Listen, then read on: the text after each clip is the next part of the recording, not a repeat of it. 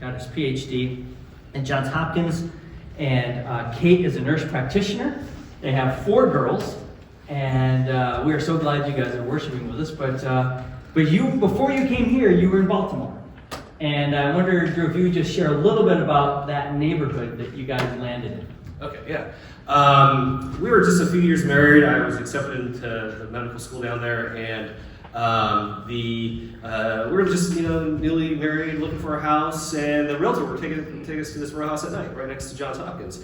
And it looked calm at night, and it's kind of colder outside, so it looked fine. Streets looked okay. And we went a few times during the day. It looked fine.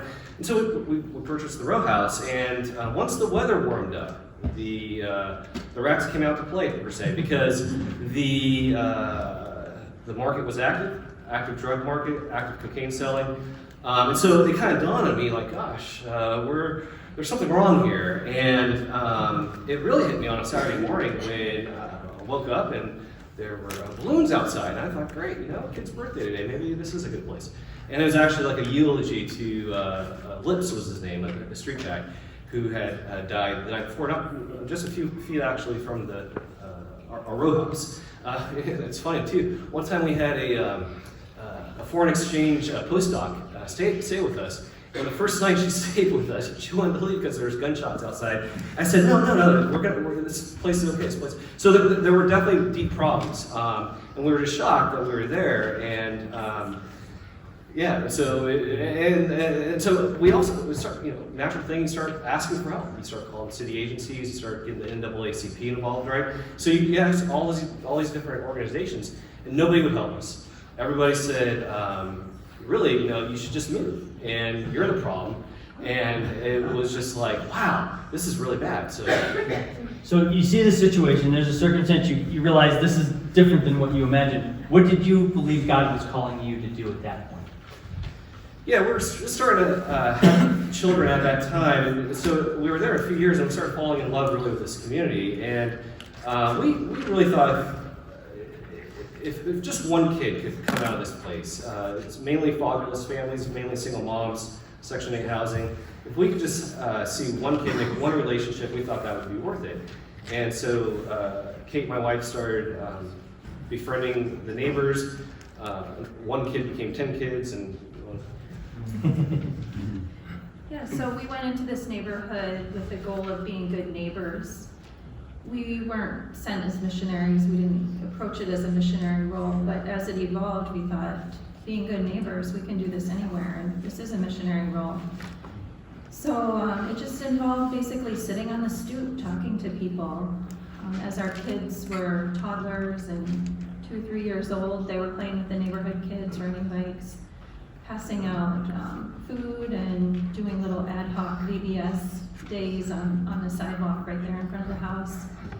If somebody needed a winter coat, we'd talk to the church, see if somebody could donate a coat. Just meeting needs in the neighborhood.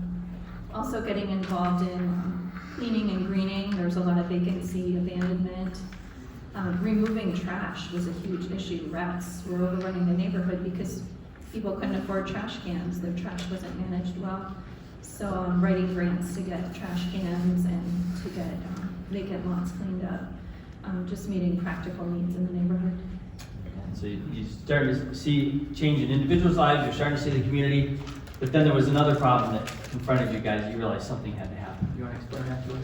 It sort of became this tipping point where we really couldn't, and this is not our background. We're not nonprofit, we're not social workers, but we just made observations over time. But there became a point where we couldn't figure out exactly why this place wasn't becoming crime-free and why it wasn't trash-free, or just why these problems persisted. And after several years, it came down to basically one household was controlling the crime, the gang history there. I can tell you some other time, but it's these 2 groups have been broken off, and this one group was really controlling the area. And we got to know them on a friendship level, but then it came time to where we just said enough is enough, and we had to teeter this line of being loving, but also saying life matters and this is wrong. So it was very, very difficult to do, but we knew we couldn't trust the city government there.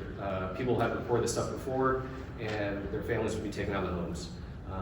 They report it. There would be burned houses, tire slashing. I mean, it's a whole violent thing to try to fight. So we came up with some creative ways to try to dodge the people in the government that might report us. So we did that, and the Lord answered our prayers. And once that family was kicked out, the place just flipped. Not in terms of gentrification, but in terms of kids were coming out.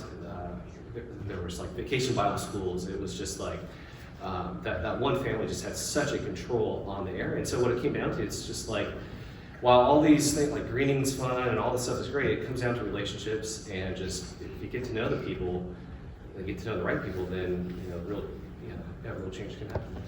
Amen. Thank you for sharing. Yeah. I don't know.